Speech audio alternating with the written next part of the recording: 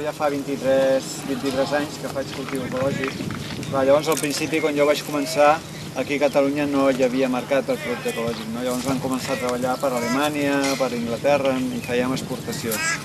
Hem anat buscant sempre sistemes de comercialització el més directe possible amb el consumidor. Primera, per estalviar els intermediaris, que són els que s'emporten la gran part del negoci de l'agricultura, i segona, perquè així hi ha un contacte.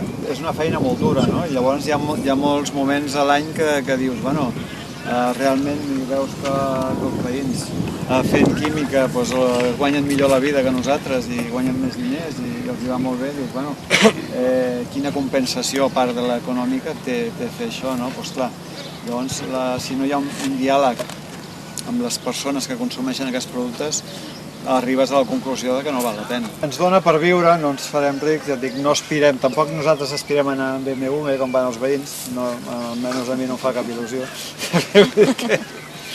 Però vull dir, a veure, la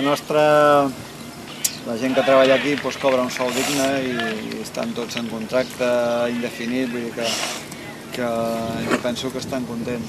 Que Déu-n'hi-do el problema que n'hi ha a Catalunya amb l'agricultura ecològica, no? I a vegades, si vosaltres veieu estadístiques al diari, a Catalunya hi ha 3.000 inscrits que fan agricultura ecològica, no? És que en tot Catalunya, de més de 3 hectàrees, només som 3 finques que fem cultiu ecològic. És un miratge. Tots són finques particulars petites o gent que només fa per autoconsum. Finques grans com aquesta no n'hi ha perquè és que no... Primera, que no es troben terres. Segona, que no hi ha ajuts de l'administració. Si realment vols fer agricultura ecològica, te n'has d'anar a l'Aragó, te n'has d'anar a Andalusia, on sí que t'ajuden a comprar terres, a muntar una indústria ecològica, et subvencionen. No vull que visquis aquesta vida com l'he hagut de viure jo. No vull que et creguis les mentides que m'he hagut de creure jo. No vull que sentis la revolta com l'he hagut de sentir jo. No vull que paguis amb diners com l'he hagut de pagar jo. No vull que beguis te, no vull que beguis cafè, vull que beguis el que vulguis, ben si pot ser. No vull que beguis te, no vull que beguis cafè, vull que beguis el que vulguis, ben si pot ser. I si vols cantar, queda't amb mi per sempre. I si vols ballar, queda't amb mi també. I si vols cantar, queda't amb mi per sempre. I si vols ballar, queda't amb mi també. No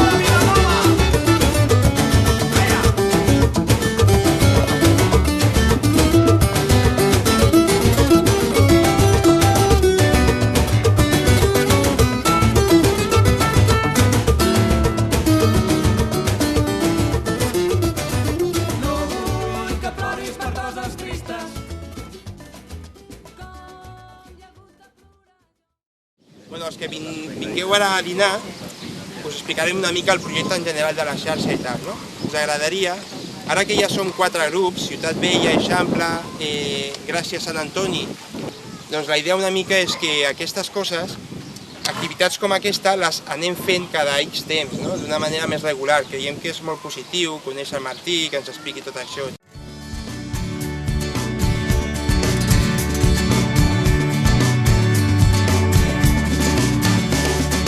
Dau el sol de sora baixa dins l'horitzó, damunt la mar rissada els avions. Dau el sol de sora baixa, vermell i talent, massala i merengada sa pell.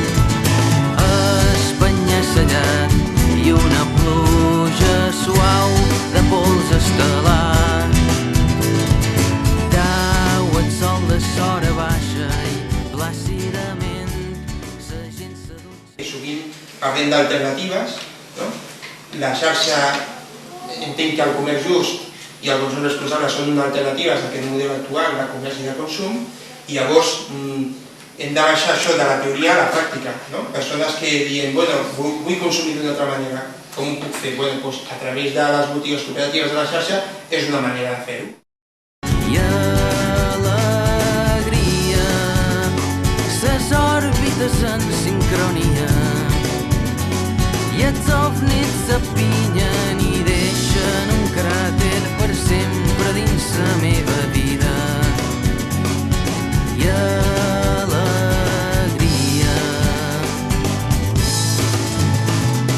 cau el sol de sora baixa dins l'horitzó, damunt la mar rissada els avions.